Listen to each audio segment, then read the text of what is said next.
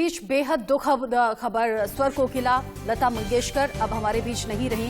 मुंबई के breach candy अस्पताल में उनका इलाज चल रहा था। कंडीशन क्रिटिकल एक बार फिर से हो गई थी। कल जब उन्हें वेंटिलेटर पर शिफ्ट किया, सांस लेने में उन्हें दिक्कत हो रही थी और अब अभी ये दुखद खबर सामने आई है कि कुछ वक्त पहले ही, अब से थोड़ी ही देर पहले, मशहूर गायिका, सुरों की मलिका लता मंगेशकर अब नहीं रही।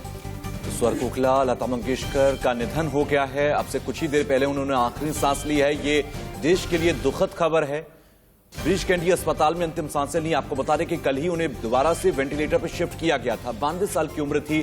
पिछले 29 दिनों से लगातार वो अस्पताल में थी। उनको कोविड हुआ था और उसके बाद से वो वेंटिलेटर पर रही, आईसीयू में रही। बीच में हालात सुधरे थे, लेकिन उसके बाद कल अचानक से उनकी तबीयत बिगड़ी और एक बार फिर से उन्हें वेंटिलेटर पर रखा गया। लगातार कल से दुआओं का दौर जारी था, लेकिन आखिरकार मशहूर गायिका स्वर कोकिला लता मंगेशकर अब हमारे बीच में नहीं रही हैं। ये दुखद खबर देश के लिए।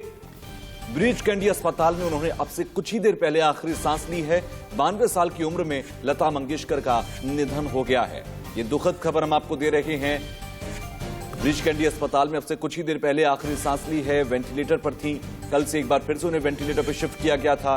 काफी तबीयत खराब रही। कोरोना हुआ था, निमोनिया के लक्षण उनको हुए थे। फिर उसके बाद हॉस्पिटलाइज उन्हें किया गया। लगभग 1 महीने तक अस्पताल में रही और उसके बाद अब जाकर उन्होंने आखिरी सांस ली है। स्वर कोकिला लता मंगेशकर का निधन हो गया है। 92 साल की उम्र में लता मंगेशकर ने आखिरी सांस ली।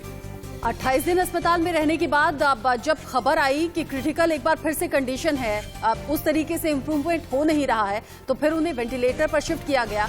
कल ही उनकी बहन आशा भोसले उनसे मिलने के लिए पहुंची हुई थी। अस्पताल से जब निकली तो उन्होंने कहा, डॉक्टर्स लगातार निगरानी कर रहे हैं, हम उम्मीद लगाए बैठे हैं कि सेहत में सुधार होगा।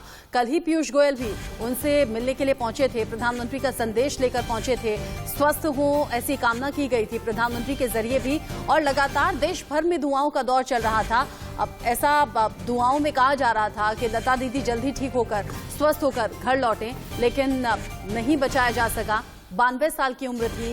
कई क्रिटिकल चीजें जो कि लगातार डॉक्टर्स के लिए भी चैलेंजेस बनी हुई थी, क्योंकि उस तरीके से रिकवरी हो नहीं रही थी जैसे कि उम्मीद थी। दवा उस तरीके से असर कर नहीं रही थी। ऐसे में दुखद खबर ये कि स्वर कोकिला लता मंगेशकर अब हमारे बीच नहीं रही, लेकिन हाँ, उनकी आवाज हमेशा आपके और हमारे बीच में रहेगी। जैसे कि उन्होंने अपने खुद के गीत, गाए हुए गीत में कहा भी है, मेरी आवाज ही पहचान है।